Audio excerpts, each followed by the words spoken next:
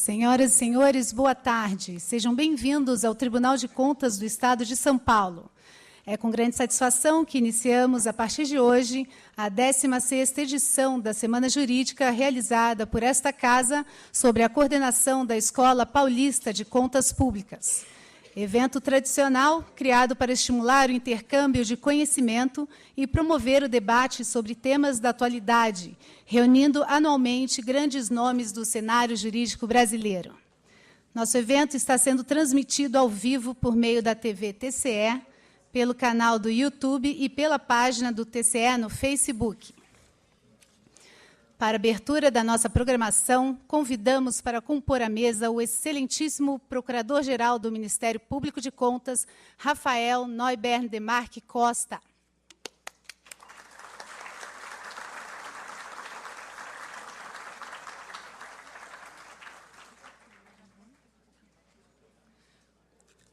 O excelentíssimo auditor, conselheiro substituto, Márcio Martins de Camargo.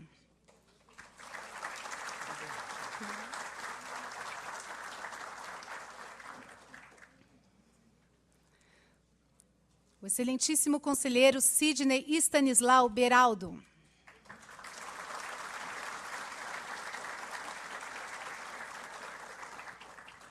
O excelentíssimo conselheiro Dimas Eduardo Ramalho.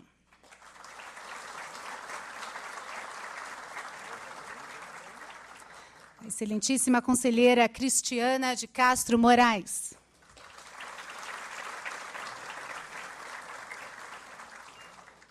O excelentíssimo corregedor do Tribunal de Contas do Estado, conselheiro Edgar Camargo Rodrigues.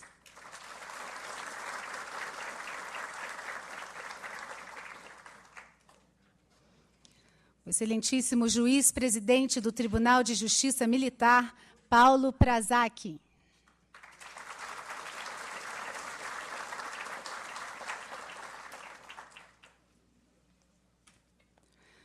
O excelentíssimo defensor público-geral, Davi Eduardo Depiné Filho.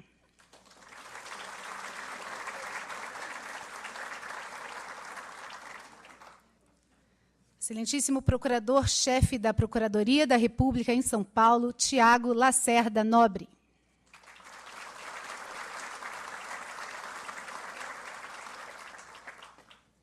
Excelentíssimo Procurador-Geral de Justiça, Jean Paolo Pódio Ismânio.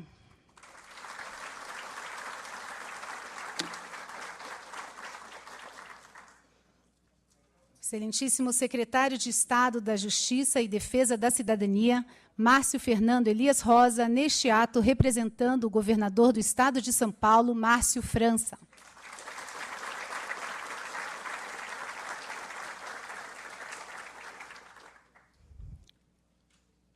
E, neste momento, convidamos nosso anfitrião, o excelentíssimo presidente do Tribunal de Contas do Estado de São Paulo, conselheiro Renato Martins Costa, acompanhado do nosso convidado de honra, o excelentíssimo ministro do Supremo Tribunal Federal, Alexandre de Moraes.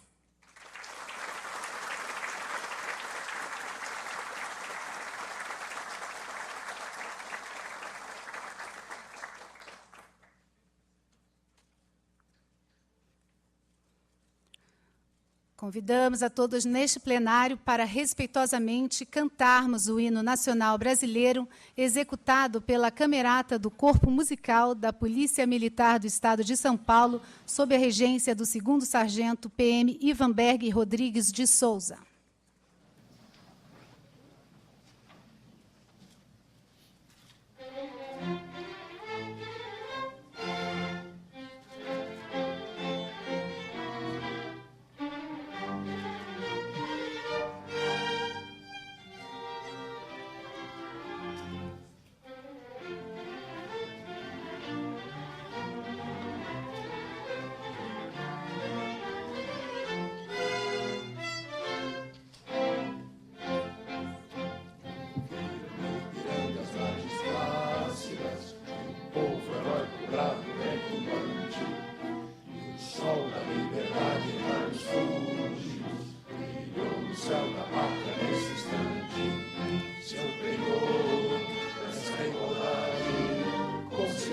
conquistar com braço forte. Em teu seio nosso peito a própria morte, aclamado e idolatrada, salve, salve. Brasil, som intenso, raio vívido, de amor e de esperança, terra desce. Sempre o formoso céu risonho e límpido, a imagem do cruzeiro resplandece. Gigante pela própria natureza, és belo, és forte, pávido, colosso. E teu futuro espelha esta grandeza, terra adorada, entre outras minas do Brasil, ó pátria amada. Dos filhos deste sol és mãe, gentil pátria amada, Brasil.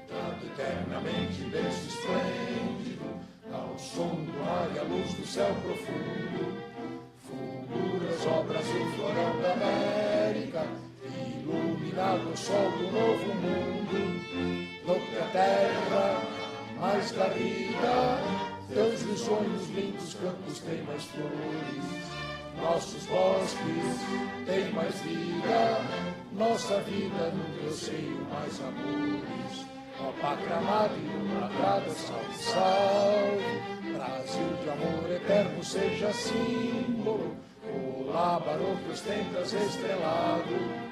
Perdido o verde louro desta flâmula, paz no futuro e glória no passado. Mas se ergues da justiça a clava forte, verás que o filho teu não foge à luta. Nem teme quem te adora a própria morte, terra adorada, entre outras mil és tu, Brasil, ó pátria amada. Meus filhos deste sol és mãe, gentil pátria amada, Brasil.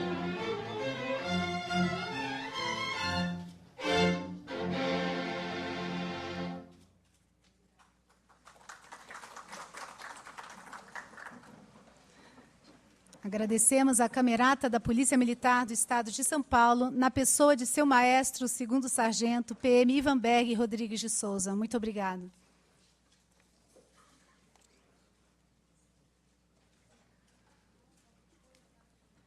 Gostaríamos de agradecer à imprensa oficial do Estado que contribuiu com a doação de livros para o nosso evento.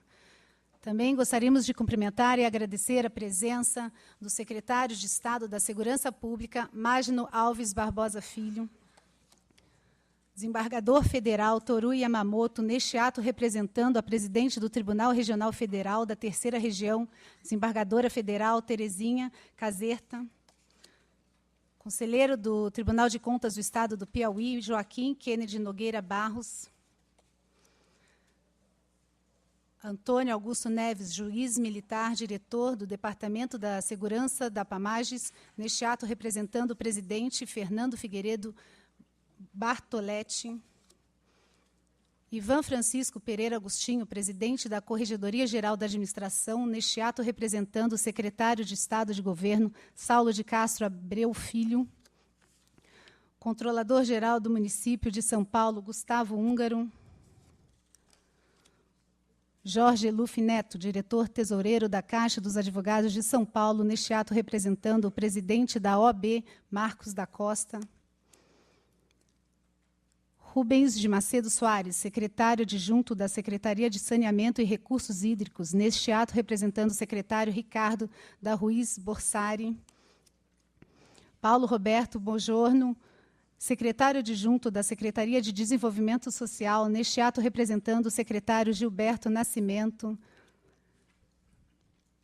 Nelson Guilharducci, coronel PM, chefe de gabinete, neste ato representando o comandante-geral da Polícia Militar do Estado de São Paulo, coronel PM Marcelo Vieira Salles. Amador Donizete Valeiro, chefe de gabinete da Secretaria da Administração Penitenciária, neste ato representando o secretário Lorival Gomes.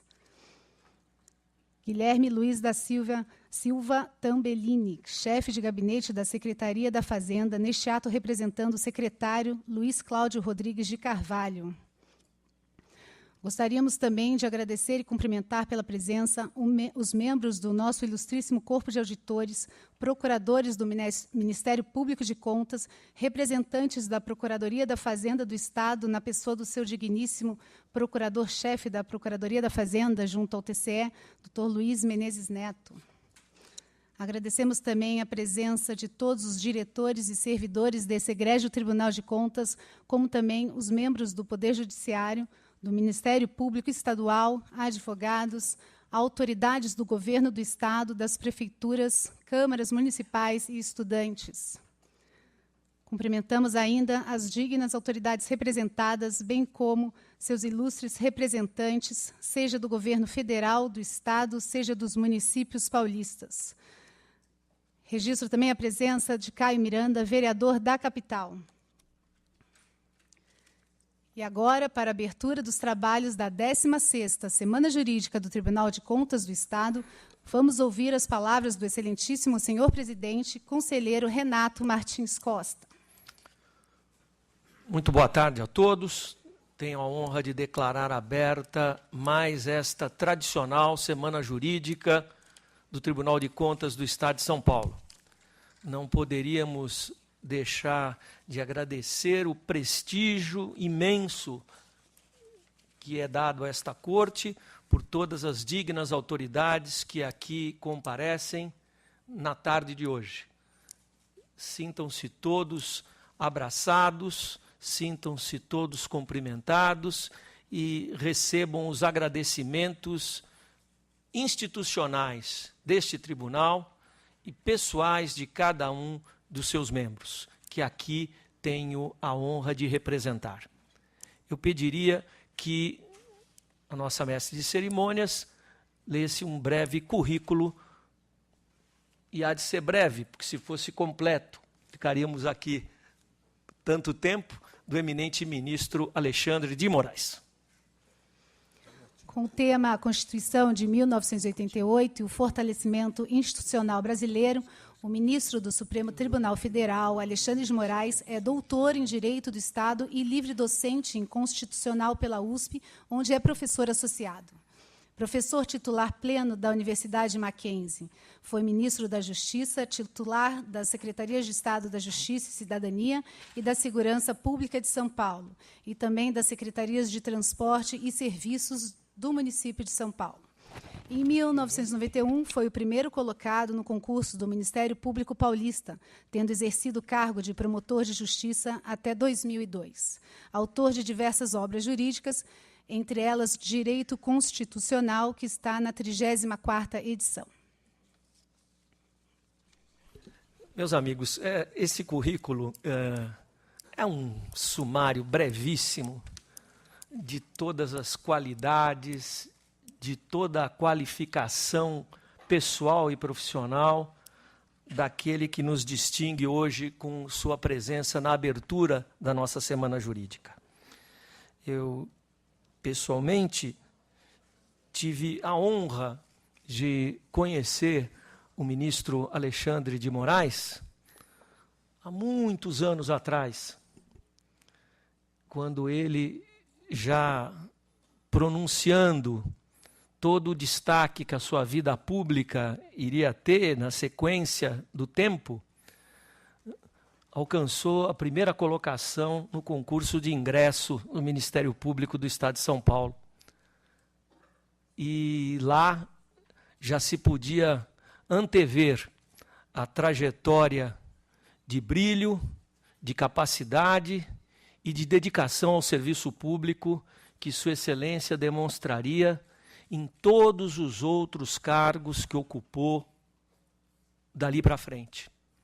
Promotor exemplar, secretário exemplar, ministro da Justiça exemplar, ministro do Supremo Tribunal Federal, que enche o Estado de São Paulo de orgulho por tê-lo no alto da mais elevada de todas as magistraturas do Brasil.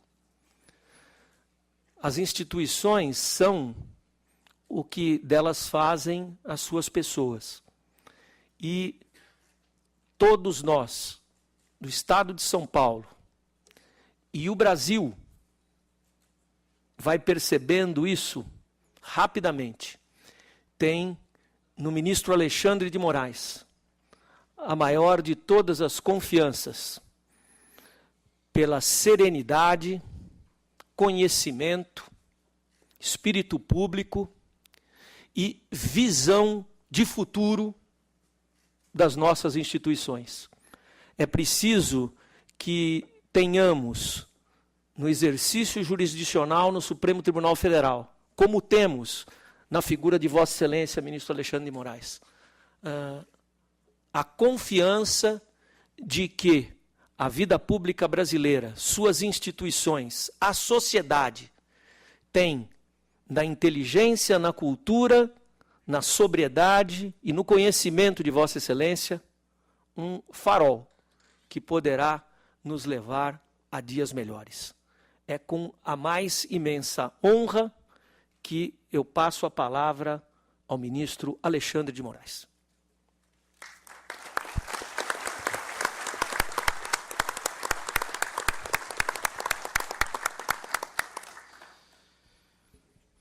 Boa tarde a todos. Eu não vou citar nominalmente todos os presentes, todos os amigos presentes.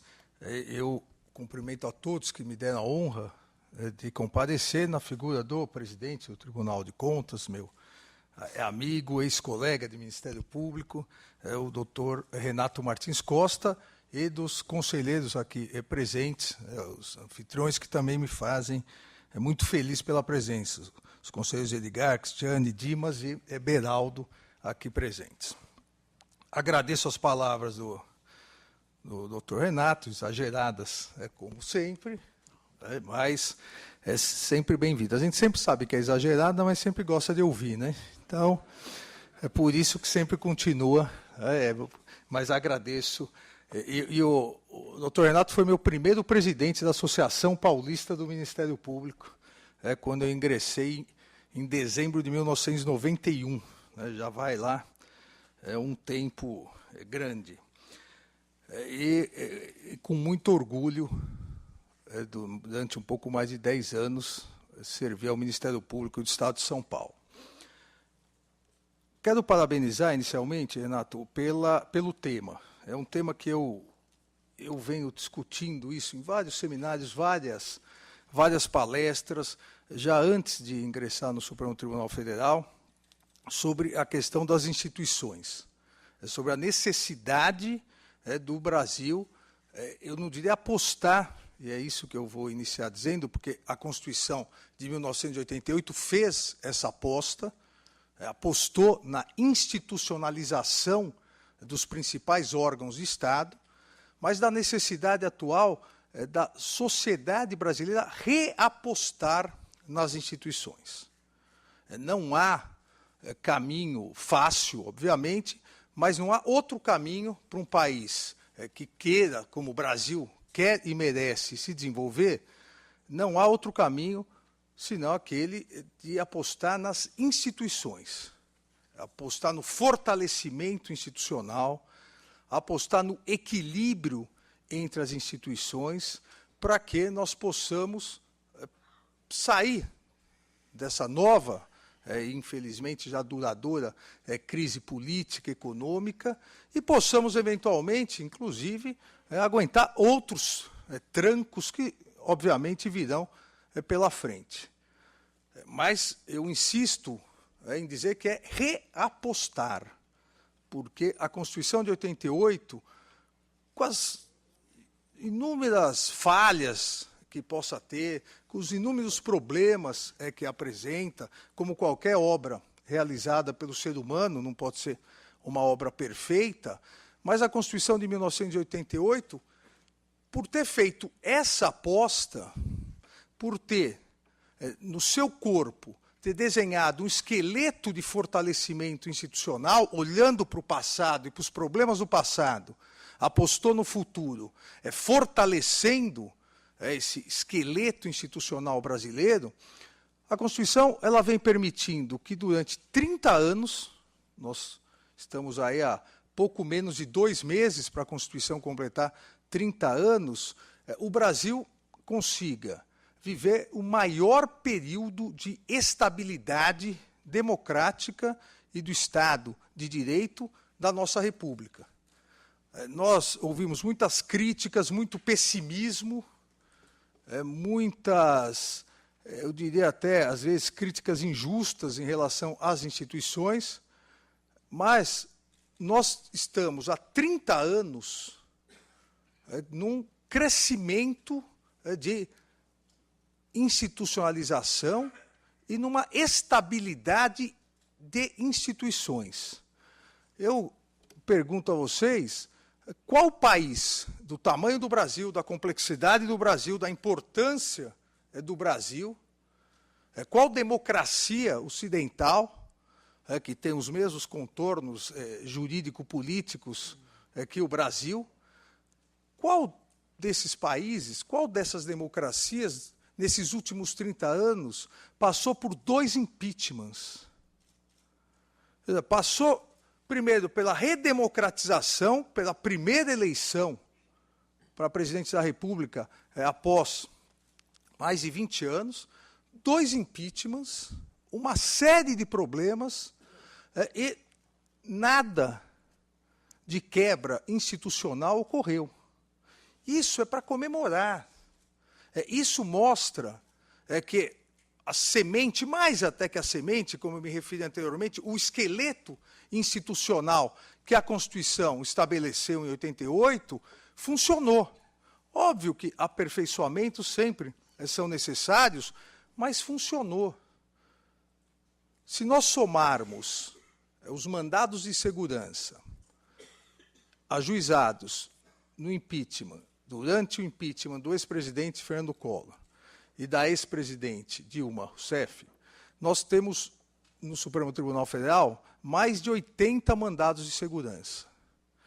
Isso mostra, de um lado e do outro, se somar os 2 impeachments de todos os lados, isso mostra que todos os envolvidos, apesar das reclamações, apesar da briga política, que sempre é uma briga mais apaixonada, todos também jogaram o jogo institucional. Todos respeitaram a Constituição, todos procuraram, dentro do que entendiam seus direitos, o Supremo Tribunal Federal, acataram as decisões e a vida seguiu. As eleições seguiram. Lá de trás, agora, em 2018, de 2 em 2 anos o Brasil tem eleições. Ou seja, há algo na Constituição, do ponto de vista institucional, que deu certo. Há uma aposta institucional que deu certo. Deu mais certo em alguns ramos e menos em outros. E exatamente agora, após 30 anos de Constituição e tantas crises, é o momento de nós analisarmos e conseguirmos efetivar, em relação ao que deu errado, medidas para fortalecer mais ainda esse complexo institucional brasileiro. E o que deu certo, ao meu ver, e o que pode vir a dar mais certo ainda? Em 88, e até que conversávamos um pouco no gabinete do presidente, a questão da dificuldade de obter voto, consenso na Constituinte. Em 88, todos os grupos que tinham alguma força política, às vezes não precisava nem ter tanta, mas como era um momento de explosão democrática, todos os grupos conseguiam colocar alguma coisa no texto constitucional. Basta dizer, o meu exemplo clássico sobre isso, que até o Colégio Dom Pedro II tem previsão constitucional. Não que ele não seja importante, mas não é uma matéria constitucional, o Colégio Dom Pedro II. Nós chegamos ao absurdo também, todos se recordam, de tabelar juros pela Constituição. Nós passamos 2 ridículos. Tabelar os juros e nunca cumprir a norma. Ou seja, não serviu para nada. Mas todos os grupos, e os grupos mais importantes, os grupos realmente fortes, os grupos internos do Congresso Nacional na Constituinte, eles tinham uma certeza. Se seguissem o tradicional modelo brasileiro de separação de poderes, não daria certo de novo. Naquele momento, o Congresso Nacional, que acumulava o papel de legislador constituinte, foi extremamente sábio, teve um raro bom senso no sentido histórico das constituintes brasileiras, porque olhou para trás e viu que o Brasil tinha problemas políticos já tradicionais, arraigados na política brasileira. O legislativo, cuja previsão tradicional desde 1891, da primeira Constituição, era exatamente igual à previsão norte-americana, nunca conseguiu se impor ao Executivo, cuja previsão também era idêntica à previsão da Constituição norte-americana. Ou seja, a separação de poderes que sofreu na prática a primeira implementação real da história, com a Constituição norte-americana de 1787, porque até então ninguém adotava tripartição de poderes, o judiciário não era poder de Estado, como não é no parlamentarismo, é um órgão importantíssimo, os magistrados têm independência, mas não é um poder de Estado. A tripartição, na prática, foi colocada pela primeira vez em 1787. O Brasil vem em 1891 e coloca quase idêntico, mudando a Constituição anterior, nossa, de 1824, que tinha 4 poderes, a teoria de Benjamin Constant, os 4 poderes, e adota os 3. Só que o legislador constituinte de 88 olhou para trás e fez uma comparação. Por que aqui não deu certo e por que lá nos Estados Unidos deu?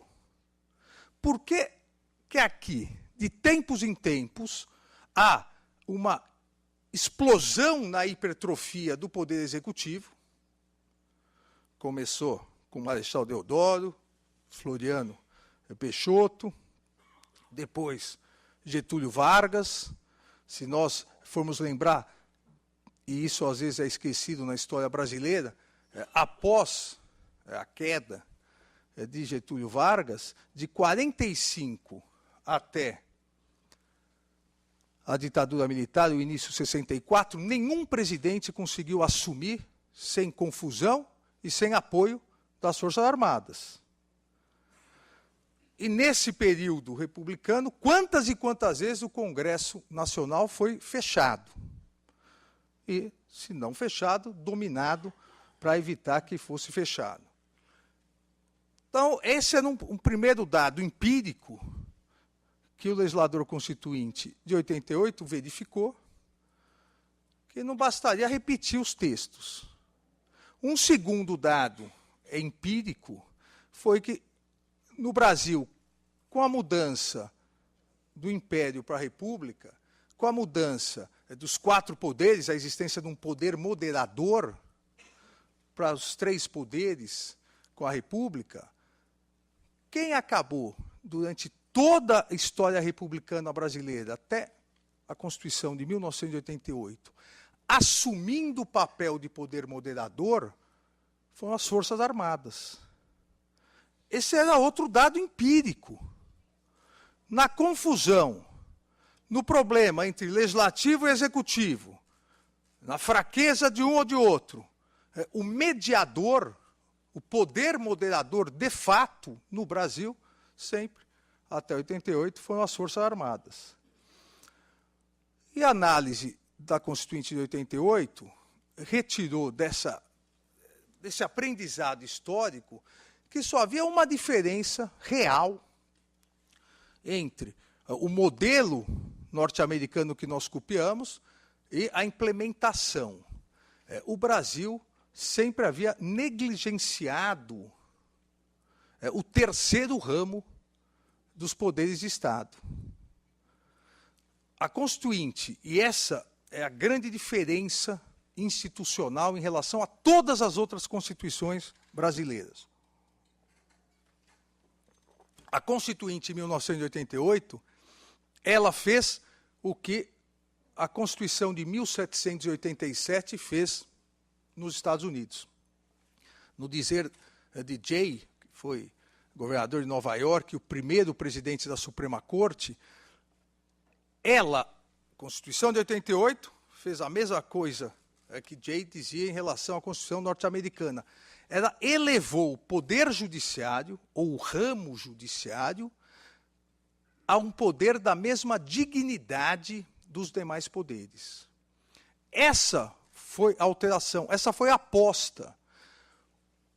O Legislativo, o Congresso Nacional, sabia que, dali para frente, da mesma forma como foi historicamente no Brasil, ele não conseguiria, não teria força para resistir sempre à hipertrofia do Executivo. Os mesmos problemas surgiriam. E o mesmo mediador, o mesmo moderador surgiria, as Forças Armadas. Então, o que fez o legislador constituinte? Ele alçou o judiciário, fortaleceu o judiciário. Na verdade, eu uso um termo até mais amplo para isso.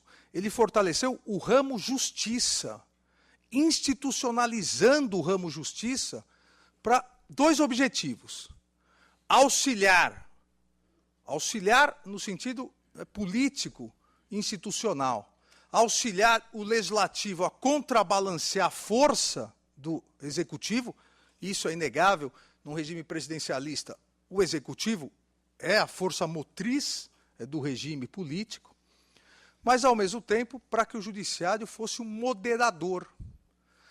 Ao alçar o judiciário, um poder de mesma dignidade dos outros poderes, resolveu dois problemas, ou pelo menos pretendia resolver dois problemas. Teria alguém também, um outro ramo forte para reequilibrar institucionalmente, e teria um poder moderador entre executivo e legislativo no caso de crises políticas. Essa aposta do legislador constituinte é muito clara. Não só fortalecer o ramo justiça como um todo, não só o judiciário, e principalmente o fortalecimento do Supremo Tribunal Federal, mas aqueles que acessam o judiciário, fortaleceu com competências ou atribuições institucionais. Destacou o Ministério Público da Advocacia, mas fortaleceu ao mesmo tempo o Ministério Público e a Advocacia Pública, que vem realizando, nesses anos todos, vem se fortalecendo, é um verdadeiro compliance, que nós ainda no Brasil não sabemos aproveitar. A hora que nós soubermos aproveitar esse compliance que já é realizado pelas advocacias públicas, pelas procuradorias, a Advocacia da União, ao invés disso a gente começa a procurar coisa nova no exterior. Nós já temos a ramificação dessa estrutura jurídica. Previu a criação, e uma criação fortalecida, da Defensoria Pública. Fortaleceu a advocacia privada também, com legitimidade universal para provocar o Supremo Tribunal Federal em questões de inconstitucionalidade. Ou seja, fortaleceu o ramo justiça. Fortaleceu de forma institucionalizada. As carreiras, apostou nas carreiras, garantia para as carreiras, ingresso nas carreiras por concurso, ou seja, visou também a despolitização das carreiras. criou um verdadeiro ramo de Estado e não de governos. Essa aposta é clara, basta a gente comparar com qualquer Constituição anterior ou qualquer Constituição de outro país. Nenhuma tem um capítulo em que, na separação de poderes, não tem 3 capítulos, tem 4. Ou seja, as funções essenciais também, porque o ramo justiça se fortaleceu.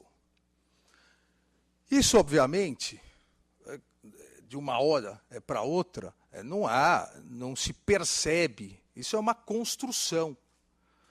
E essa construção foi sendo feita, seja pelo fortalecimento do Ministério Público, seja pelo fortalecimento das procuradorias de Estado, da própria AGU, a criação e fortalecimento da Defensoria, a previsão de um fortalecimento a longo prazo ocorreu até mais cedo do que se esperava da questão institucional, da ingerência política, do afastamento da ingerência política nesses órgãos, com a previsão também de vedações muito semelhantes às vedações da magistratura.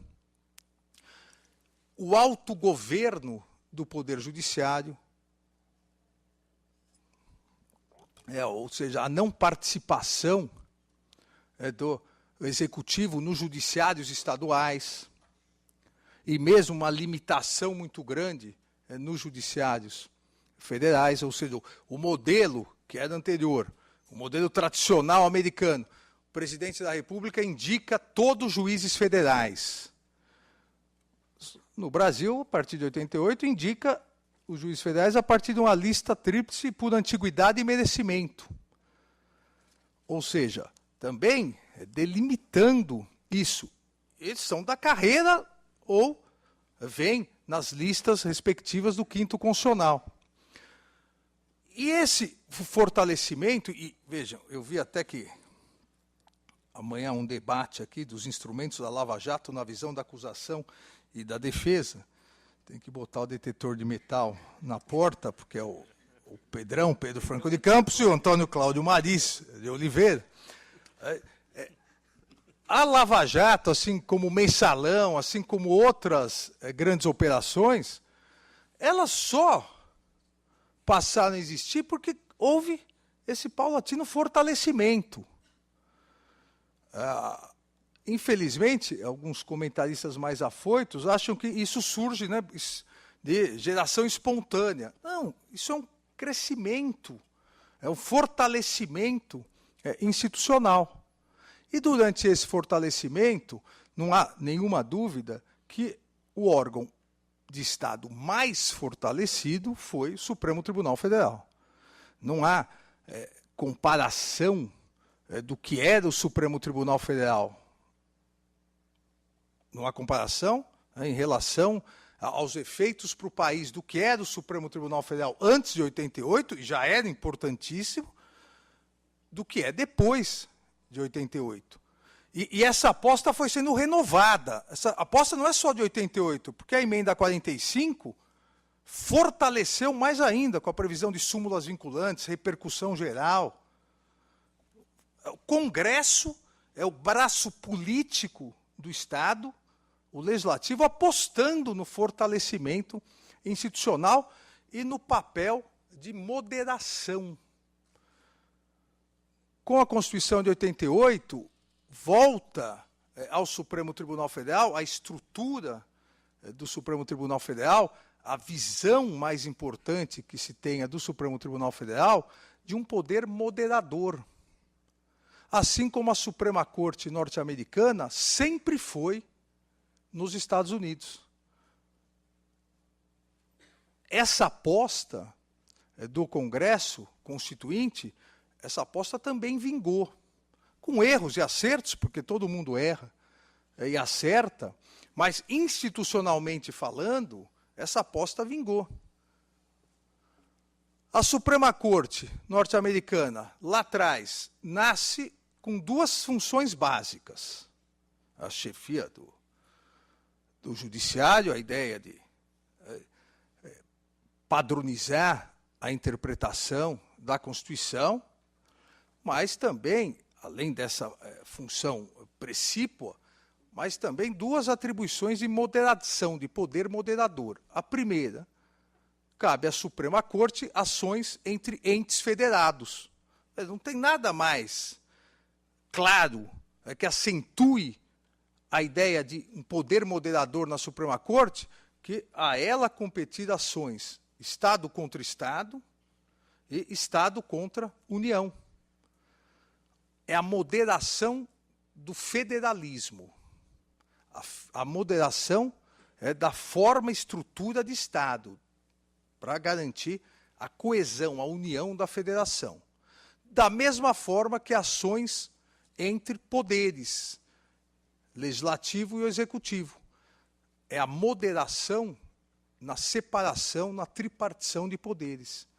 Tanto para resguardar, garantir a federação, quanto para garantir a separação de poderes, o legislador norte-americano, como lá se chama, os pais fundadores, apostaram na Suprema Corte. Com o fortalecimento do ramo judiciário, com o fortalecimento do Supremo Tribunal Federal, isso ficou mais acentuado ainda. É a necessidade de realizar essa moderação. Vejam um rápido dado histórico. Dom Pedro II, um pouco antes de ser derrubado, ele fez a segunda viagem aos Estados Unidos. E nessa segunda viagem ficou quase 15 dias conhecendo a Suprema Corte norte-americana. E escreveu de lá para cá, escreveu que uma das ideias, quando ele voltasse, que ele iria propor era a transformação do poder moderador, do qual ele é do titular, somar o poder moderador e o então Supremo Tribunal de Justiça, que era a mais alta corte de apelação, não tinha função constitucional nem de moderação, fundir esses dois órgãos, essas duas instituições, numa Suprema Corte aos moldes dos Estados Unidos, que garantia, segundo ele, a estabilidade política e jurídica nos Estados Unidos. Talvez se nós tivéssemos feito isso lá atrás, o talvez, o ser, não, mas talvez nós não tivéssemos tantas instabilidades. Em 88, isso foi feito claramente. Em 2004, isso foi fortalecido com a Emenda 45. E esse é o papel para frente, esse é o papel que, de agora para frente, é o papel mais importante do Supremo Tribunal Federal, o papel de moderador. E o moderador, agora, nas três visões modernas, as duas tradicionais e outra que também é de moderação, apesar de, às vezes, não ser tratada dessa forma, essa terceira visão. Continua o Supremo Tribunal Federal institucionalmente tendo que garantir a federação, conflitos federativos, continua o Supremo Tribunal Federal tendo que institucionalmente garantir a separação de poderes, eventuais conflitos entre os poderes, e a partir, nos Estados Unidos, mais a década de 40, 50, e os tribunais constitucionais europeus, mais década de 70, a função contramajoritária que exerce uma Suprema Corte também é função moderadora. Nós, aqui no Brasil, nós somos de paixões, nós da área jurídica. Então, às vezes, no início do século passado, era doutrina, as decisões da Suprema Corte. Daí nós temos um ataque de França. Então, daí é França. Daí nós temos o ataque da Itália. Daí, Alemanha. A Alemanha é tudo de bom, né? O direito alemão, todo mundo finge que fala alemão, decoram as 3 palavras, e vai, o alemão, E passa a ideia de que a questão de ser uma corte contramajoritária, ou seja, algumas decisões relacionadas a direitos fundamentais previstos na Constituição, decidir mesmo contra a maioria, que isso é algo moderníssimo, né, que surgiu só na década de 70.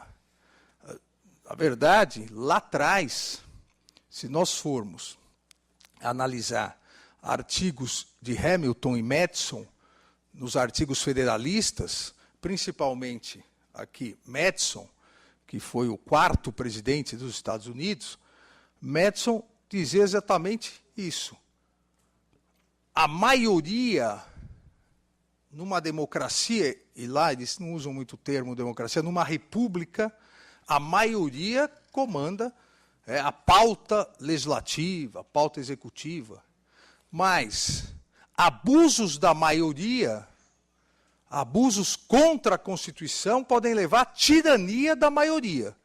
Quem deve realizar esse controle, dizia Madison e Hamilton também, é a Suprema Corte. Veja, isso os artigos federalistas foram escritos em 1787 e em 1788. Há mais de 200 anos atrás, já lá, a ideia de uma posição de moderação entre maioria e minoria, para que fossem respeitadas as normas constitucionais, já nasceu com a própria ideia de Suprema Corte. Lógico, não se pensava, quando ambos escreveram, na questão focada em direitos fundamentais, até porque a Constituição norte-americana nem tinha previsão de direitos fundamentais. Só depois as primeiras emendas vieram com a Declaração de Direitos. Mas já se colocava isso, a maioria não pode exercer uma ditadura em relação à minoria. Se essa ditadura, se essa imposição for contrária à Constituição, quem vai moderar? A Suprema Corte. De 88 para cá, o Supremo Tribunal Federal tem esses 3 principais papéis.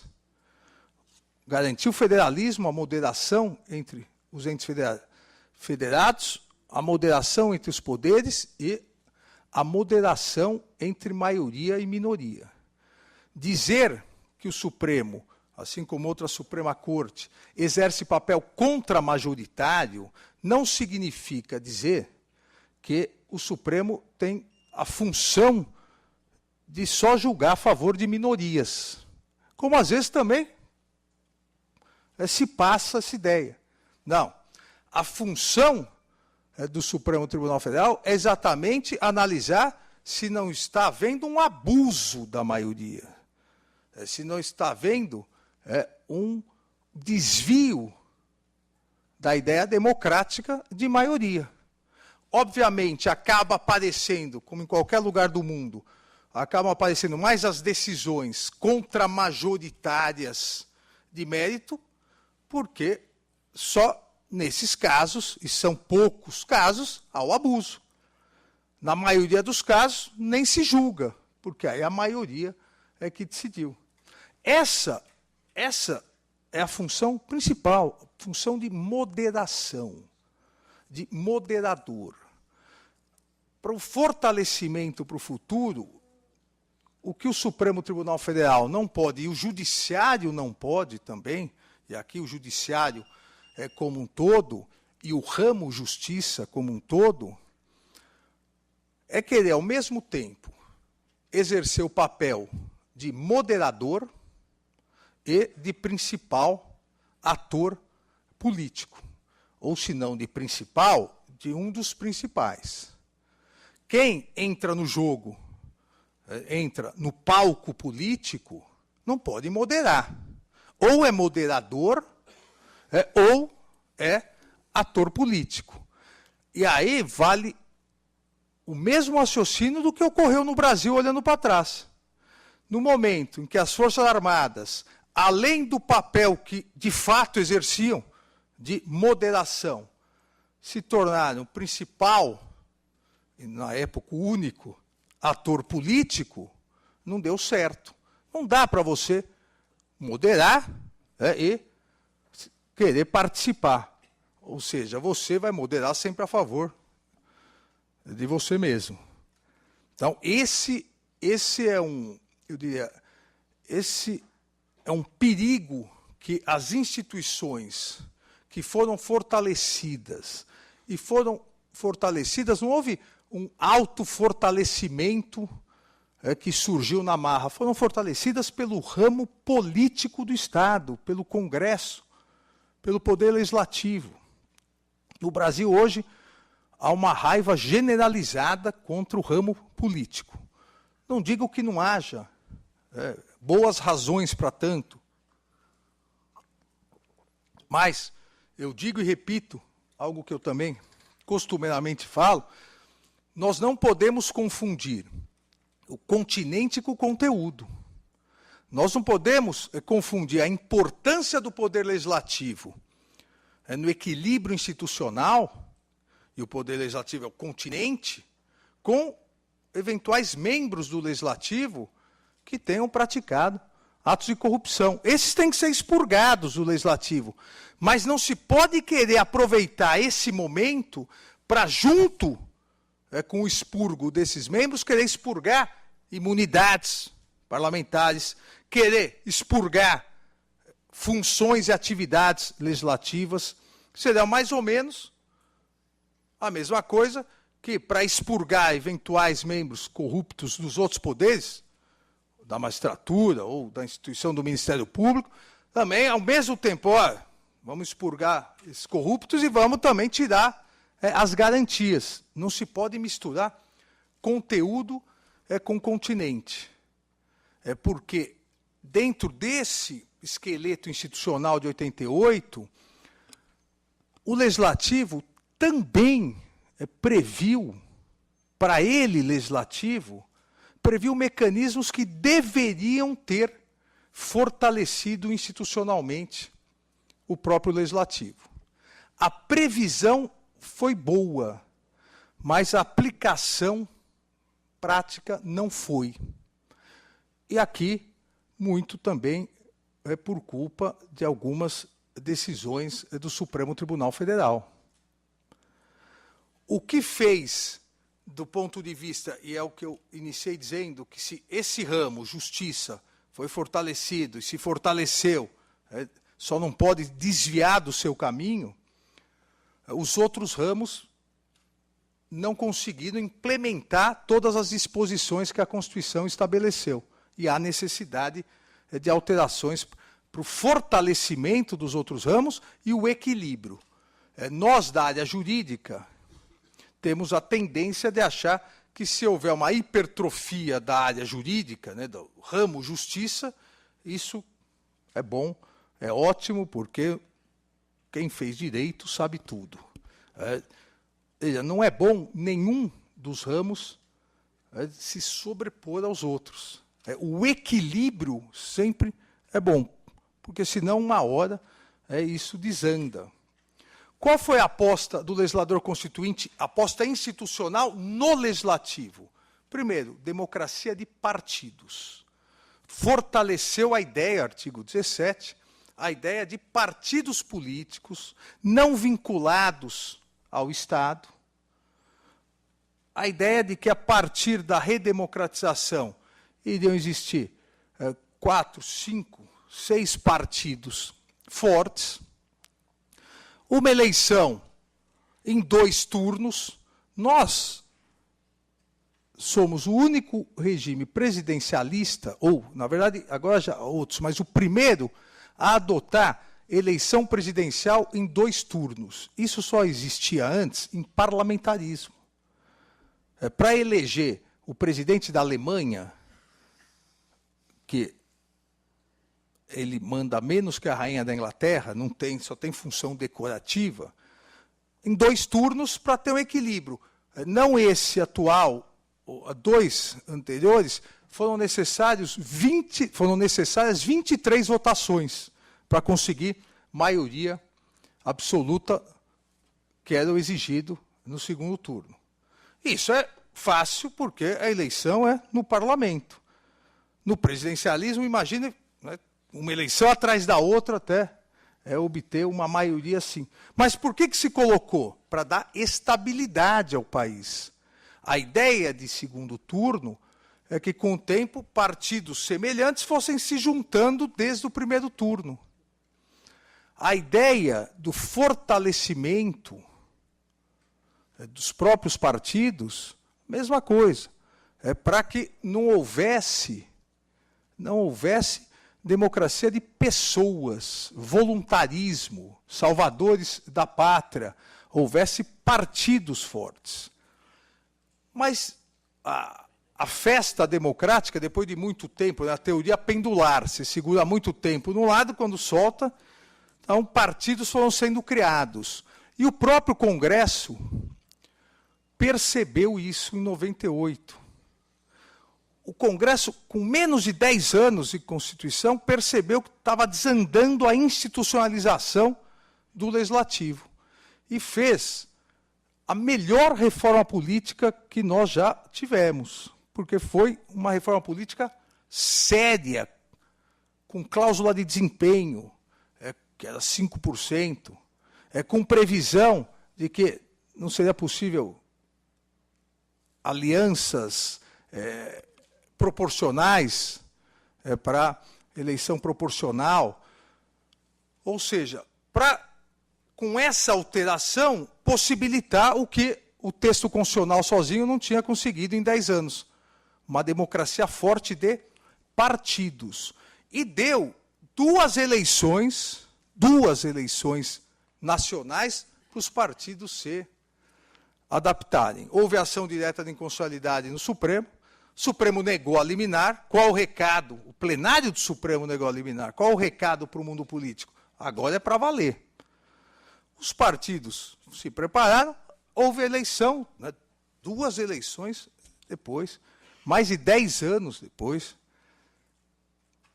E aí, depois que houve a eleição, o Supremo Tribunal Federal declarou inconstitucional a reforma política. A partir disso, o que era o momento, aquele momento, se tivesse mantido a reforma política, hoje nós estaríamos fazendo os cálculos de votação com 6 ou 7 partidos. Certamente, alguns já teriam se juntado a outros. Nós teríamos aí entre 4 a 7 partidos políticos. A partir daquele momento, a coisa desandou. Hoje nós temos 35 partidos, 26 ou 27 com representação no Congresso Nacional, mais de 50 pedidos de criação de partido político. Eu já tive a oportunidade até de dizer aqui no Tribunal de Contas, no ano passado, que é melhor, no Brasil, você montar um partido do que uma microempresa. Agora, então, com esse super, hiper fundo partidário e eleitoral, é muito melhor. E acabou desandando. 2006, né? Porque foi na eleição de... Não, foi um pouco depois. Mas o Supremo declarou inconstitucional na eleição de 2008, né? 2010, na eleição de 2010. Então, o que ocorreu? Depois dessa decisão, como uma coisa ruim não vem sozinha, né, outras duas vieram, 2 decisões também. Eu vou falar o data vênia aqui, porque, né, outras 2 vieram. Não tem cláusula de desempenho, daí pode ter aqui aqueles que não concordem com cláusula de desempenho. Mas partido pequeno não consegue. Veja, o requisito era objetivo, voto. Você vai ter 2 eleições majoritárias para conseguir voto. Se não conseguiu, não é o partido grande, é o Supremo, ou o presidente, ou o Congresso que tem culpa, que ninguém quer votar naquele partido. Aquele partido, se ninguém nunca vota naquele partido, ele tem que se redesenhar. Ele tem que unir com outros partidos. Se a gente pegar desde a República de Platão, passando pela obra política de Aristóteles, nós não vamos ter mais de 30 ideologias. Não existe. Esse é 15 graus à esquerda, aquele é 17,5, aquele é radical, é 92 graus à esquerda, o outro é 92 à direita. Tem um aí que é 215 à direita. Não existe isso. Só o Brasil inventou isso. E aí, qual a outra decisão? Fidelidade partidária. Ótimo. Mas, se criar um novo partido, você tem a portabilidade. Veja, é um negócio genial, né? Então, eu valho quanto? Eu valho quanto? Você teve tantos votos, você representa tanto, então você leva. Você leva os segundos do seu tempo de televisão e você leva o dinheiro do fundo partidário. Olha, óbvio que aí explodiu a criação de partidos. Explodiu. Eu não posso ir para outro partido. Aqui eu sou baixo clero, para usar a terminologia política. Então eu vou para o outro partido. Mas eu perco o mandato agora. Então vamos criar um. Alguém cria. Houve pessoas que criaram partidos, ninguém nunca conhecia essa pessoa. Não era um grande líder político. Há escritórios profissionalizados em criar partido político. Ou seja, avacalhou. Avacalhou de vez. Junto a isso, e aí não é por decisão judicial, é da legislação, coligação proporcional, você vota no Tiririca, que era do PR, do PR ainda, e elegia um deputado, na primeira vez, do PT, porque eram coligados. Não, mas eu votei, ele teve 1,5 milhão de votos, mas ele elegeu mais 5 deputados. Nenhum do PR. Ou seja, fortalecimento zero de partido. E mais, fortalecimento zero das lideranças partidárias.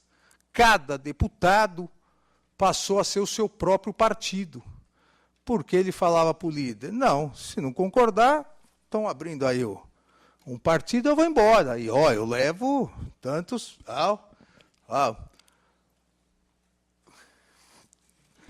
Então,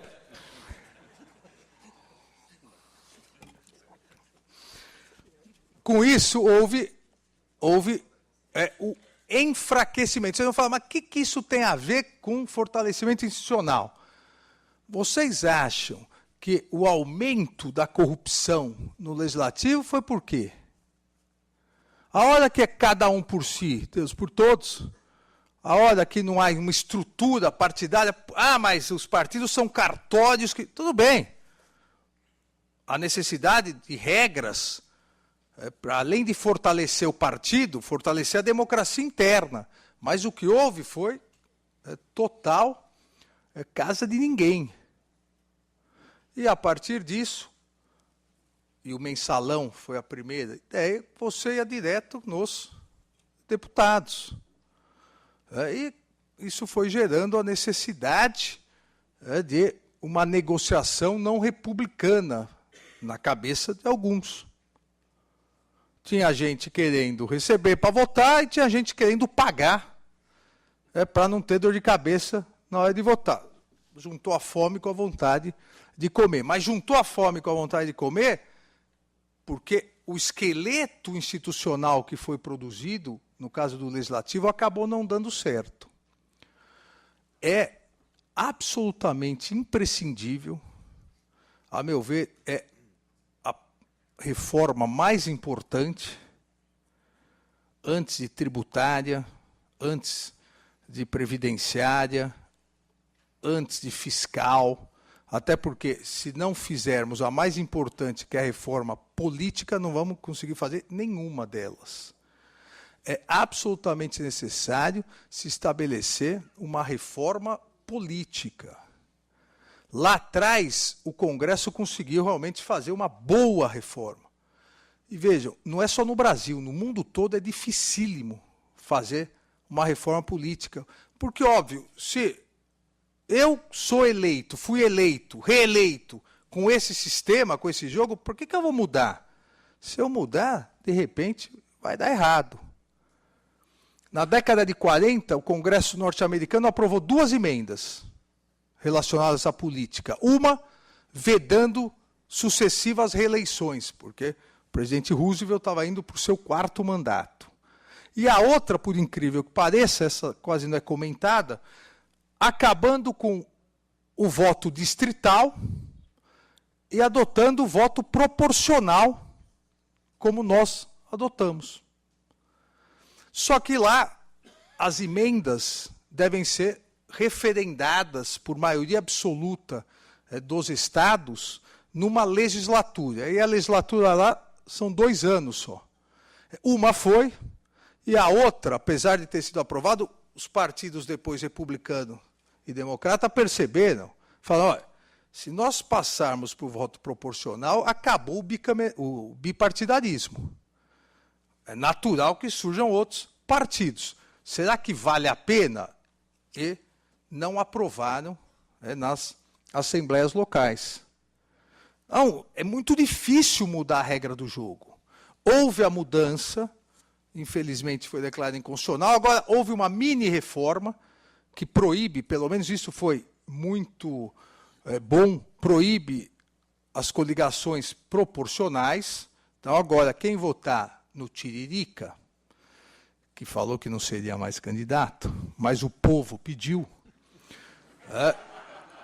quando o povo pede, não pode negar. Óbvio que vai ter voto para burro. Só que aí, pelo menos, você está votando sabendo que ele vai levar, você está votando no PR, sabendo que ele vai levar deputados do PR.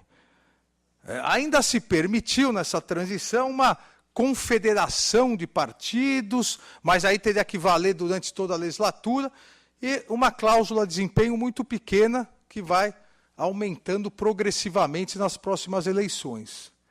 Mas eu estou convencido que nós precisamos mudar o sistema eleitoral. Não dá para dizer que o sistema proporcional é pior do que o distrital misto, que a lista fechada, que a lista aberta. Isso depende muito de cada país. Mas dá para dizer que o nosso não deu certo. O nosso encareceu muito a política. Candidato a deputado federal, candidato a deputado estadual, faz campanha mais cara, às vezes, que prefeito, porque tem que rodar o estado todo para ter voto. Ou seja, isso acaba encarecendo. Então, nós temos que adotar uma nova sistemática. Isso daí é opinião particular minha. Eu acho que nós teríamos que adotar realmente o sistema distrital, o sistema puramente distrital para a Câmara dos Vereadores. Não vejo por que municípios não possam ser distrital. Acho que comporta distrital também para assembleias legislativas e distrital misto para o Congresso Nacional. O distrital misto, metade, isso pode até ponderar, 2/3, 1/3, mas distrital misto com lista fechada. No caso do distrital, sendo uma parte, no mínimo metade distrital, é possível a lista fechada. Só lista fechada não existe em presidencialismo. Existe em parlamentarismo que você vota no partido, você já sabe, mas isso nós teríamos de cara duas questões que fortaleceriam o próprio legislativo. Primeiro, uma proximidade maior do eleitor com o seu candidato. Naquele distrito, vai sair esse, contra aquele. Com o tempo, 1, 2 eleições, os partidos começariam a diminuir. Não dá para lançar 20 candidatos no mesmo distrito. Começa a ter uniões. E, ao mesmo tempo, por outro lado, fortaleceríamos os partidos que indicariam numa lista. Ah, mas os partidos vão indicar só quem manda nos partidos. Mais ou menos. Mais ou menos. É porque a lista é fechada, mas não é sigilosa. Então, o partido, vamos citar um partido. O partido A, não vou citar nenhum partido. O partido A tem a sua lista. Você não vai votar no primeiro da lista, segundo, terceiro, você vai votar na lista. Se olha a lista e fala, pelo amor de Deus, até o 18º da lista não dá. Com o tempo, é natural que os partidos, óbvio, chegam a colocar alguns dirigentes, tá, que não tenham voto, mas tenham boa reputação, mas tem que colocar também puxador de voto. Senão, não tem voto para a lista. E daí você tem, do outro lado, o puro distrital. Isso fortalece os partidos. A última vez que o Helmut Kohl foi primeiro-ministro na Alemanha, ele é do primeiro da lista do partido dele, porque ele já não estava muito bem de voto. Ele precisava ser eleito novamente para continuar. O primeiro-ministro tinha tomado várias medidas impopulares, ao invés de concorrer por algum distrito, colocaram o primeiro na lista. Só que não dá para colocar só quem não tem voto na lista, porque as pessoas vão fazer campanha. As pessoas que estão na lista. E, automaticamente, aqueles que ficaram lá atrás, uma hora vão querer chance, senão vão para outro partido. Vou citar o filósofo que citei há um tempo atrás, aqui. Mudando, o pior que está, não fica. Só vai dar para melhorar. E aí, você fortalece os partidos, prevê cláusula de barreira, aproxima do cidadão, porque vai cobrar o seu parlamentar. Veja, eu duvido, não aqui, obviamente, né, mas em outro lugar, que todas as pessoas que se reúnam numa sala assim, lembrem quem votou para deputado federal na última eleição. Na penúltima, então, né, mas na última, eu duvido que todos lembrem. Na eleição de 2014, 3 semanas depois do primeiro turno, foi feita uma pesquisa, só 26%, 3 semanas, 26% lembravam quem tinham votado para deputado federal. Veja, é um negócio. Agora, vamos dizer, aqui eu sei que todos lembram. Todos lembram. Quem não lembra tem que falar que votou na legenda. Votei na legenda. Agora, tá, eu lembro, você lembra, tal. Agora, eu duvido que, se eu pegar 5, 6, 3 temas mais importantes, 2 medidas provisórias convertidas em lei, que todos saibam como o seu deputado votou. Não há cobrança. Se não há cobrança, não há responsabilização política. Se não há responsabilização política, por que o parlamentar vai ficar prestando contas?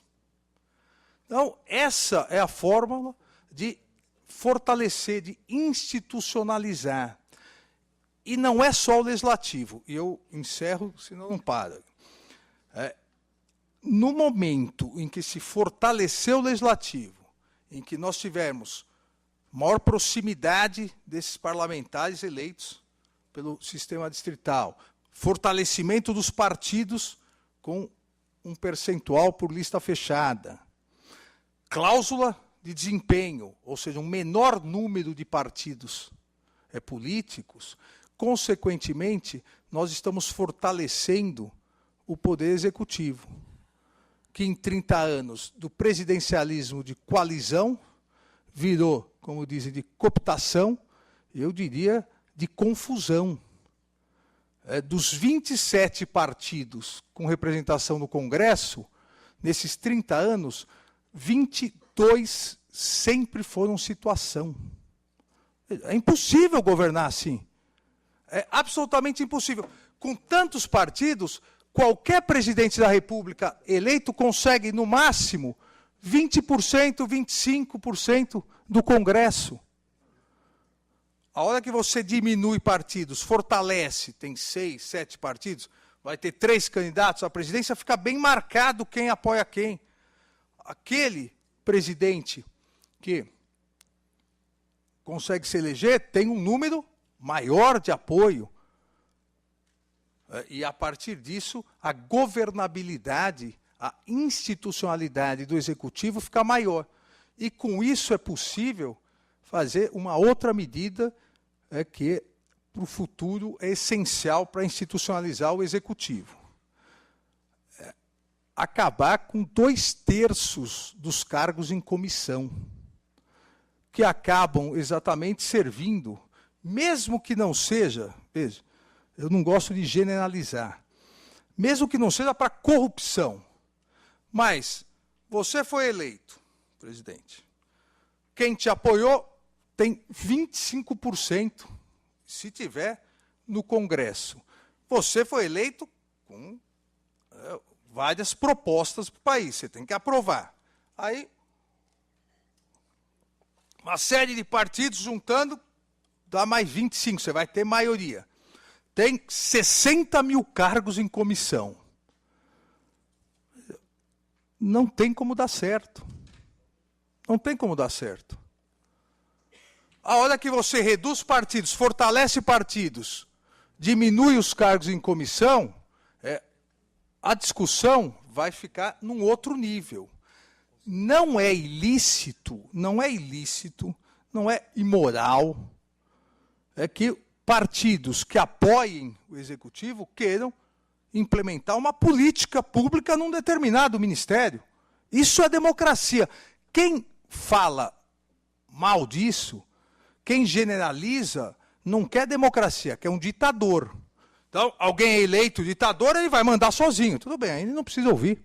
Ninguém, não precisa de participação. Agora, para implementar uma política pública, que no seio daquele ministério tem que ter pessoas concursadas já. Os direcionamentos são dados pelo ministro. Ministério, isso vale para secretarias, não tem que ser cabide de emprego. Apoio político para ideias, nós temos que elevar o patamar da discussão. Isso é possível, só que só é possível se houver reforma política, institucionalizar os partidos, fortalecer, porque haverá diminuição de partidos, os partidos vão passar a ser mais cobrados pela essa proximidade do voto distrital, vão passar a prestar mais atenção em quem indicam, e a partir disso, nós podemos institucionalizar mais fortemente também o Executivo e atingir um equilíbrio. Em suma, eu, como também sempre digo, eu sou um otimista por natureza. Acho que é o momento de nós conseguirmos isso. Não é uma eleição presidencial, que é uma varinha de condão. Agora é um novo presidente, não importa se é A, se é B, se é C, é um novo presidente, vai resolver tudo. Não. É um passo importante. Quem vencer as eleições presidenciais vem com uma grande legitimidade. Vejam, o esqueleto institucional que eu disse da Constituição, o segundo turno garante isso. Também foi olhando lá para trás. Os presidentes ganhavam, às vezes, com 28% dos votos, 27%. Agora, ganha com a maioria no segundo turno. O Congresso vem com uma força maior, porque é uma nova legislatura.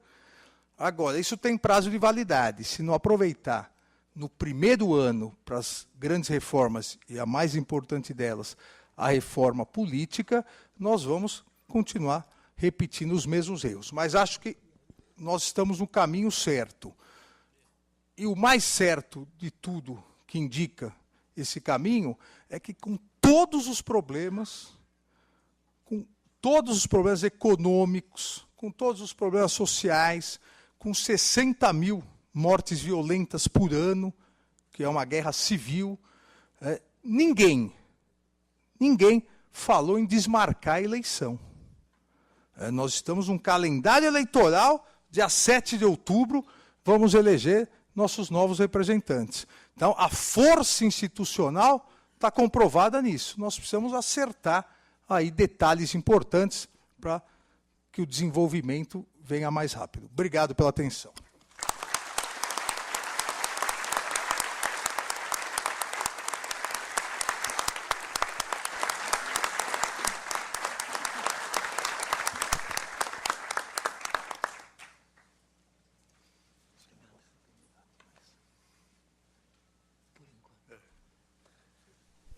Bom, meus amigos, como se pronunciava, o ministro fica preocupado que o tempo vai passando e certamente ele fica preocupado com os compromissos que tem, porque nós ficaríamos aqui seguramente por muito mais tempo ouvindo esses ensinamentos, essas análises tão lúcidas, tão bem colocadas e tão oportunas do cenário jurídico constitucional e político, com um P super maiúsculo, que envolve a atividade jurisdicional de Sua Excelência dentro do Supremo Tribunal Federal e o papel das instituições no país. Nós hoje podemos dizer, todos nós aqui, sem exceção, que tivemos um privilégio de começar a semana, numa segunda-feira à tarde, e poder ter acesso a essas observações tão extraordinariamente bem postas pelo ministro Alexandre de Moraes.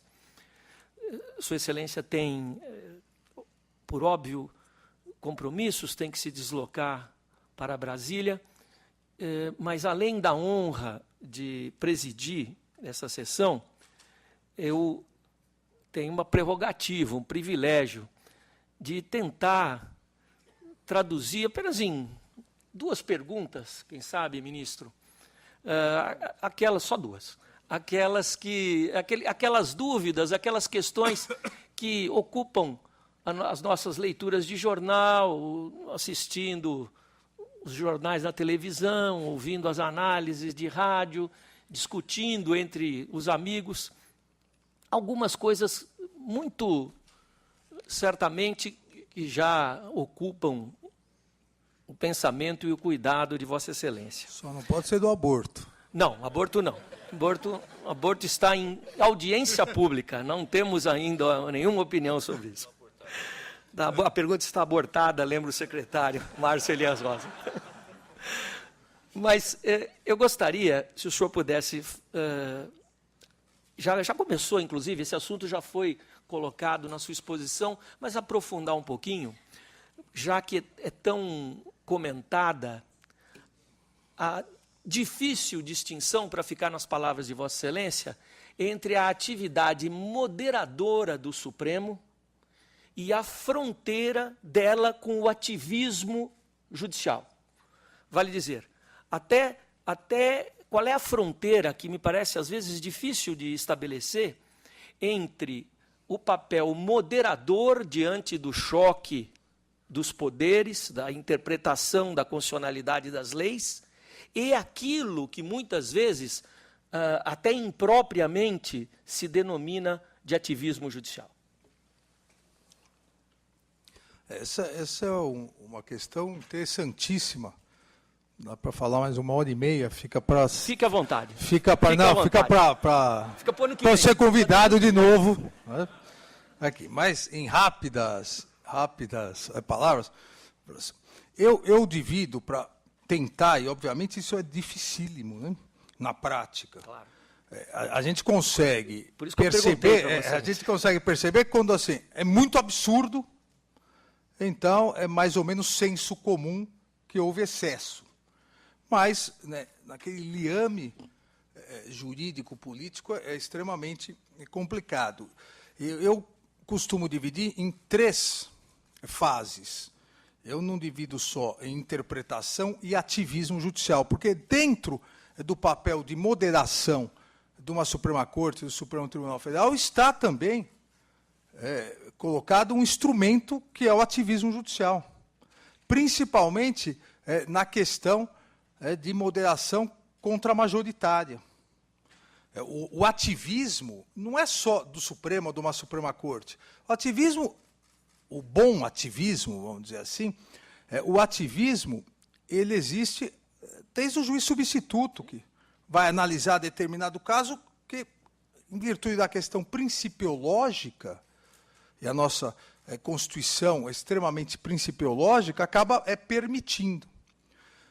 A interpretação, seria a primeira fase, a interpretação constitucional, obviamente, é função de uma Suprema Corte.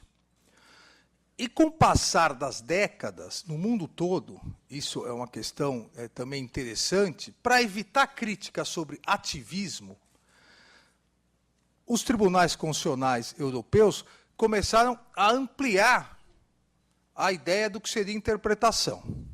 Então, interpretação conforme a Constituição.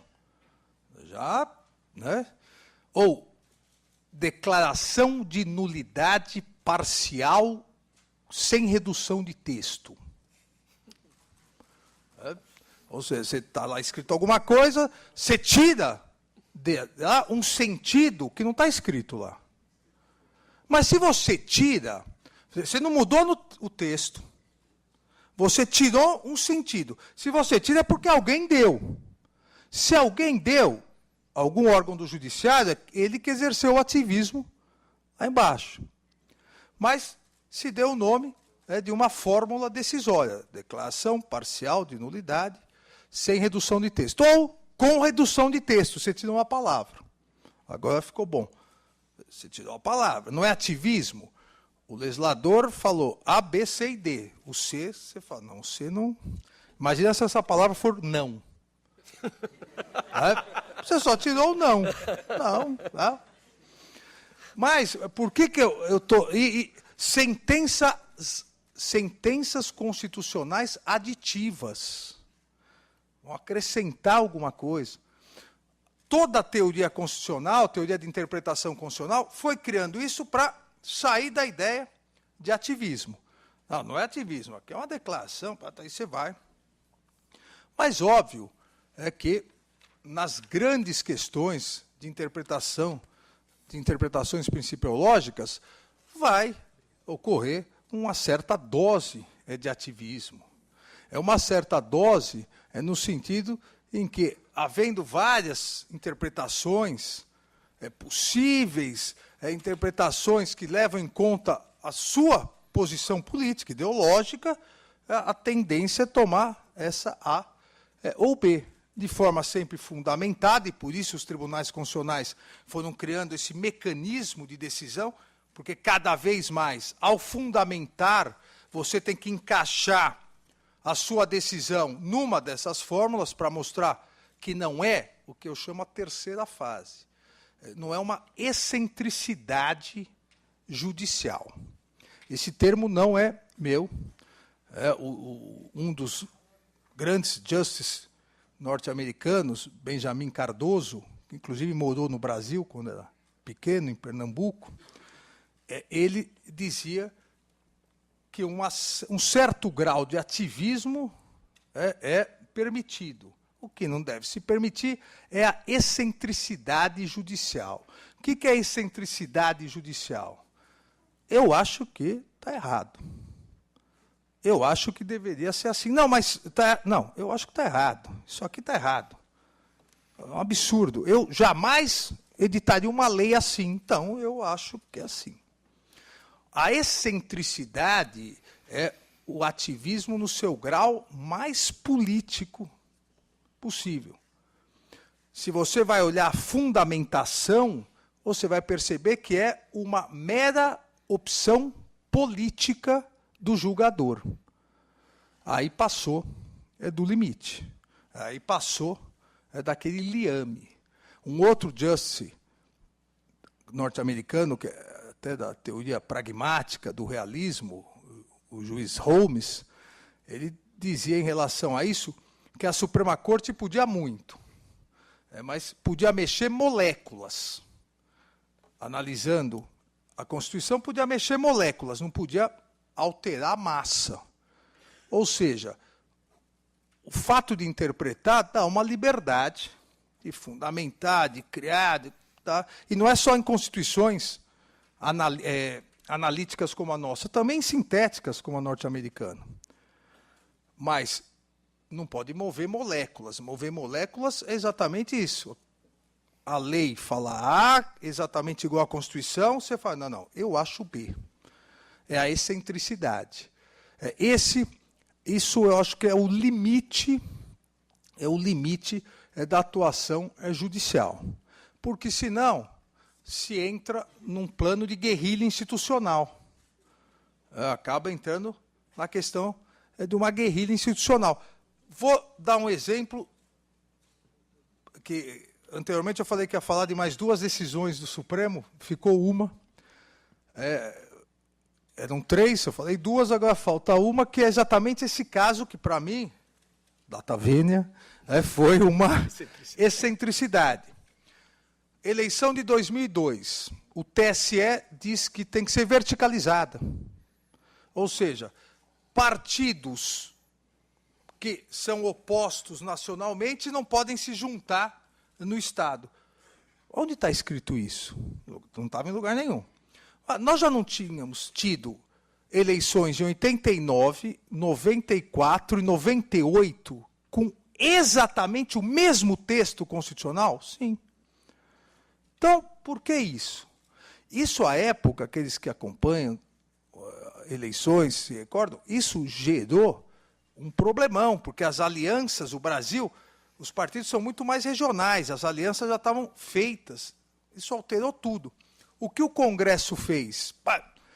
Aprovou uma emenda constitucional em tempo recorde, que hoje consta no artigo 17, vedando verticalização. Veja, vedando uma coisa que nem estava prevista. O que o Supremo fez? Você vedou, mas falta menos de 1 ano para a eleição. Só vale para a próxima. Então, nós tivemos só uma eleição das 7 até agora, só uma com verticalização. Sem que até então houvesse qualquer alteração do texto constitucional. Isso, a meu ver, não é uma interpretação, não é nenhum ativismo, uma possibilidade. Isso foi uma excentricidade. O TSE, à época, achou que era melhor assim para o país. E o Supremo referendou.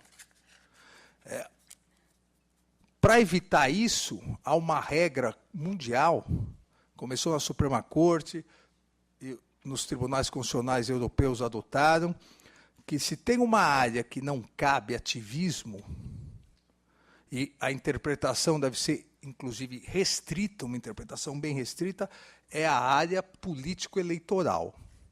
Exatamente para evitar que as Supremas Cortes possam direcionar a interpretação para, eventualmente, favorecer o grupo político A ou B. Porque, obviamente, se você dá uma direcionada, você pode prejudicar uns a favor dos outros. Então, a primeira regra de autocontenção de uma Suprema Corte, no mundo todo, ou de um Tribunal Constitucional, é, no português claro, não se meter em querer legislar questões eleitorais. Óbvio que se a questão eleitoral é inconstitucional, você afasta, mas você não substitui. A ideia lá atrás, kelsciana, que foi se perdendo um pouco com o tempo, que um Tribunal Constitucional, uma Suprema Corte, é legislador negativo só pode retirar na questão eleitoral, no mundo todo voltou com força para evitar exatamente direcionamentos legislativos. Sensacional. Excentricidade. Essa a gente leva para casa para usar. E a segunda e última, prometo, é só... Já vou ganhar hora extra. É brincadeira, não estou ganhando nada. Não, Imagina. É de graça. A nossa gratidão, gratidão não é eterna. improbidade. A nossa gratidão eterna. Que prescreve agora em 5 anos. disse o Supremo a partir de voto de Vossa Excelência. É uma prospecção apenas, e Vossa Excelência fique totalmente à vontade se achar inadequado responder. Há um projeto em andamento no Congresso Nacional que prevê que, em casos de declaração de inconstitucionalidade, o Supremo não poderia se manifestar por decisão singular dos ministros, ou do ministro a quem o processo tenha sido distribuído. Que, nesse tema, necessariamente haveria de se obter uma decisão colegiada. É operacional isso? Como não é o caso óbvio de Vossa Excelência dar uma opinião de mérito, talvez, mas se quiser pode dar, é operacional... Posso dar uma liminar de mérito? Pode, sozinho.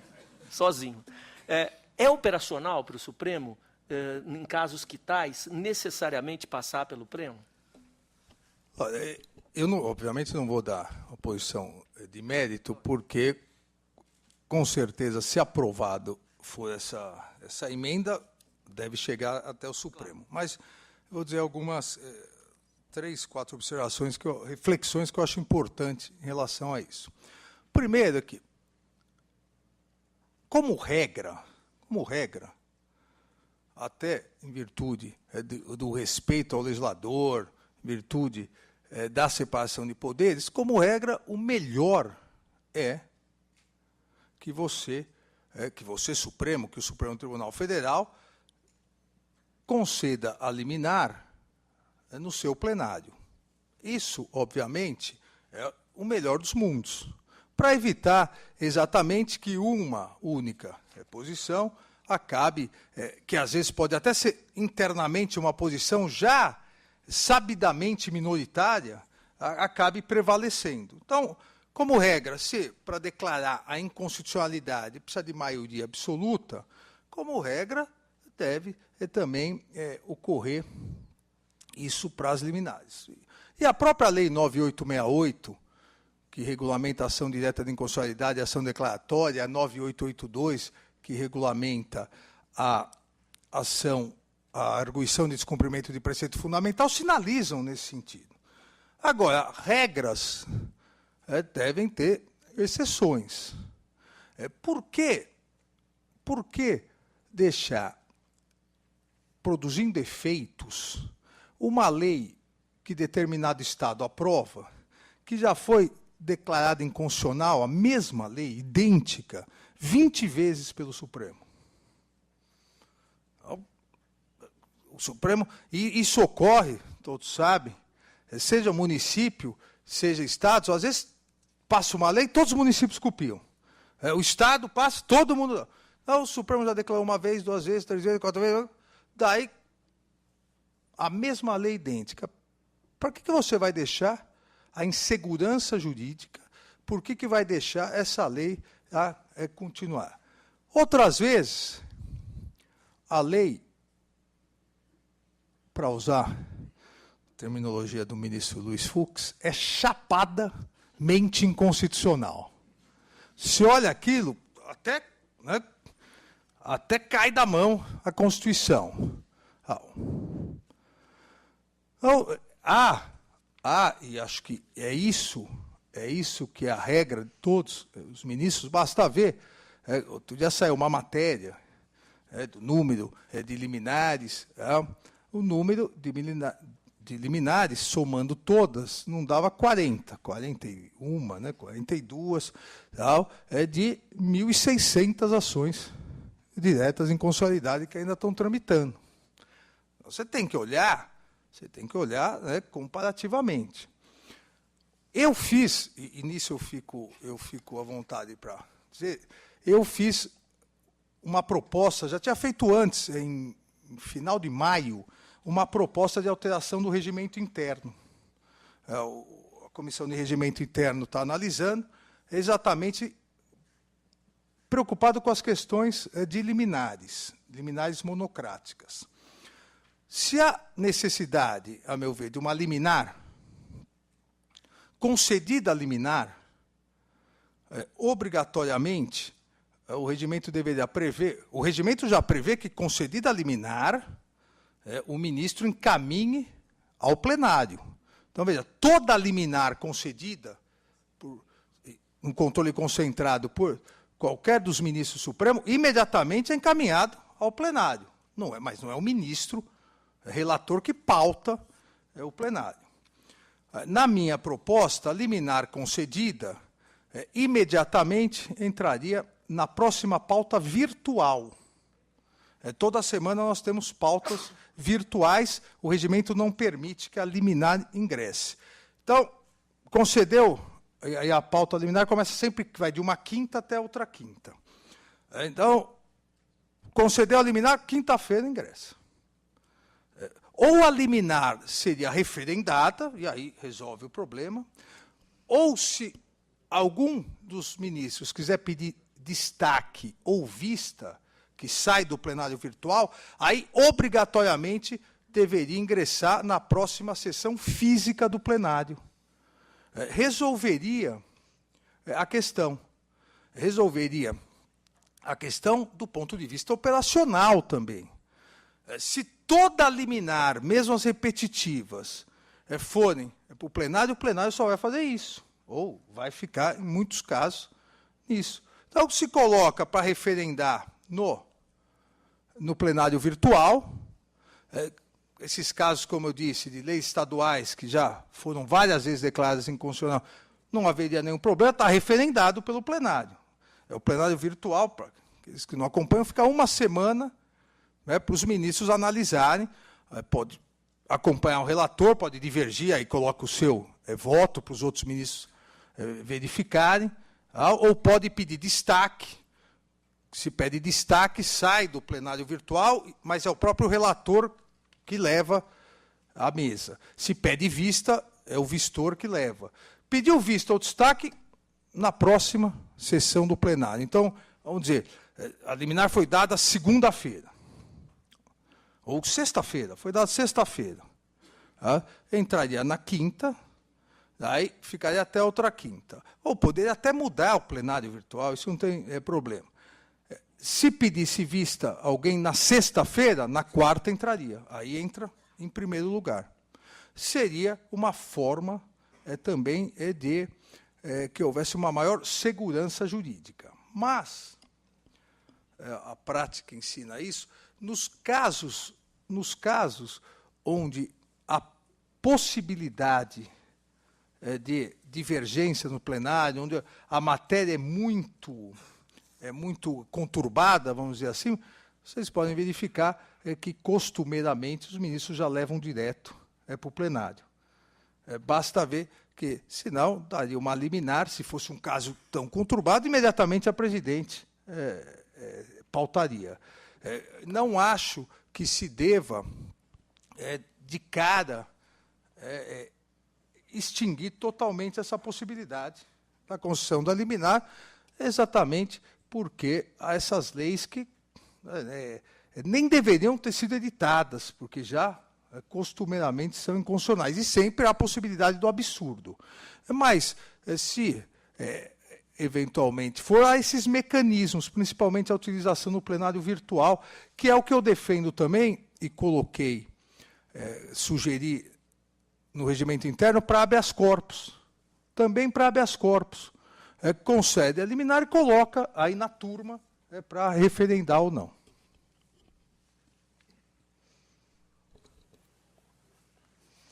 Neste momento, teremos a entrega de uma placa pelo presidente ao nosso palestrante convidado como forma de agradecimento por sua honrosa participação, que também recebe um exemplar do livro Viagem Pitoresca e Histórica ao Brasil, de Jean-Baptiste Debré.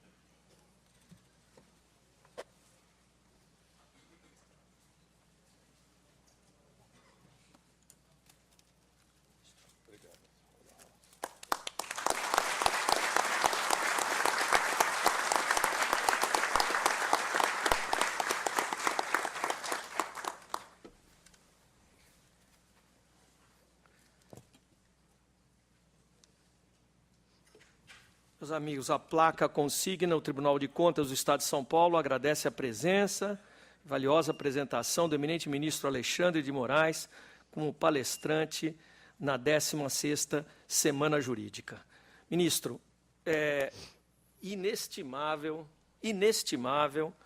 a colaboração de Vossa Excelência para com esta Corte, que não se resume a essa magnífica tarde de hoje, mas é de toda uma trajetória de vida e de relacionamento institucional do mais elevado nível. E repito aquilo que disse no início de nossa sessão. Vossa Excelência é motivo de orgulho para todos nós, e o Estado de São Paulo vislumbra em sua trajetória um fator de engrandecimento não só das letras jurídicas nacionais, mas como da instituição definitiva de uma democracia sólida, respeitada, e da qual possamos todos nos orgulhar. O perfil hoje tratado demonstra que, com todas as dificuldades, a Constituição de 88 tem conseguido isto. Mas a segurança e o respaldo que o Supremo Tribunal Federal pode dar a que essa implementação seja natural em nosso país é fundamental. E, repito, Vossa Excelência é uma das pedras angulares desse sistema. Não há outro agradecimento que possamos fazer, senão, e eu peço a todos que aplaudamos o ministro Alexandre de Moraes de pé.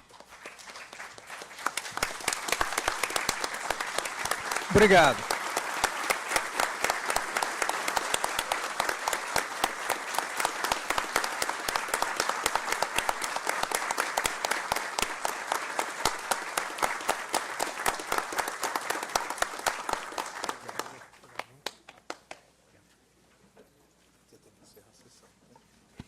Meus amigos, amanhã, o regimento manda, o ministro falou assim, você não tem que encerrar a sessão? Tenho.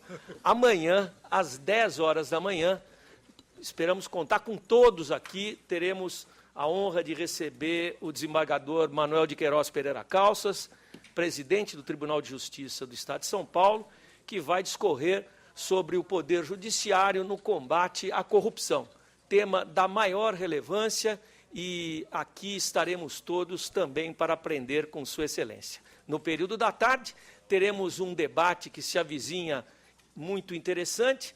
O ministro Alexandre de Moraes sugeriu até colocarmos detetores de metal nas portas, entre o doutor Antônio Cláudio Mariz de Oliveira, um dos mais brilhantes advogados criminalistas do Brasil, e o doutor Pedro Franco de Campos, procurador de Justiça do Ministério Público do Estado, professor e um dos maiores conhecedores da legislação penal e processual brasileira. Na visão da acusação e da defesa, a Operação Lava Jato. Eu, por via das dúvidas, eu abro a sessão e desço para não apanhar aqui no meio. Muito obrigado, até amanhã.